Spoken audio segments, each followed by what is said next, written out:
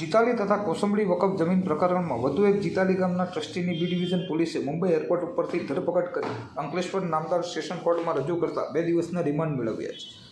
અંકલેશ્વર તાલુકાના જીતાલી તથા કોસંબડી ગામમાં આવેલ વકફ જમીનોના વેચાણ તેમજ ભાડા કરાર બાબતે ખોટા મંજૂરી પત્રના આધારે વેચી મારવાના કૌભાંડમાં રોજ નવા ફણગાઓ ફૂટી રહ્યા છે. જેમાં વકફ કચેરી ગાંધીનગર ખાતે ફરજ બજાવતી મહિલા કર્મચારી અફસાના બાનુ મોહમ્મદ રફીક કાજીની પણ ધરપકડ કરવામાં આવેલ હતી, જેઓ સામે 7 જેટલા ગુનાઓ નોંધાયા છે, પરંતુ હાલ તેનો રિમાન્ડ પૂર્ણ થતાં સબ જેલ હેઠળ રાખવામાં આવી છે. તેમજ ઉપરોક્ત પ્રકરણમાં ઇકબાલ દરૈયા નામના ઈસમની પણ પોલીસે ધરપકડ કરી હતી. તેની સામે પણ 7 જેટલા ગુનાઓ નોંધાયા છે, તે પણ હાલ સબ જેલ હેઠળ છે. જોકે ઉપરોક્ત વકફ જમીન પ્રકરણમાં હાલ અંદાજે 12 જેટલા આરોપીઓની અંકલેશ્વર પોલીસ દ્વારા ધરપકડ કરવામાં આવી છે, પરંતુ મુદ્દામાલ રિકવર કરવામાં હજુ સુધી પોલીસને સફળતા મળી નથી કે પોલીસ પાછી પડી રહી છે.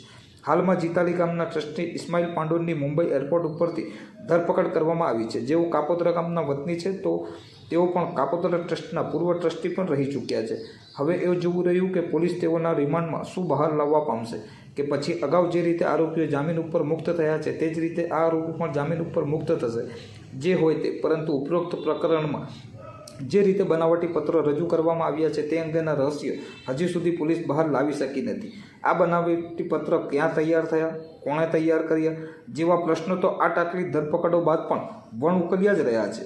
એ રહસ્ય ક્યારે ખુલશે તેના માટે હજી કેટલી પૂછપરછ કે ધરપકડો થશે તે તો આવનારો સમય જ બતાવશે.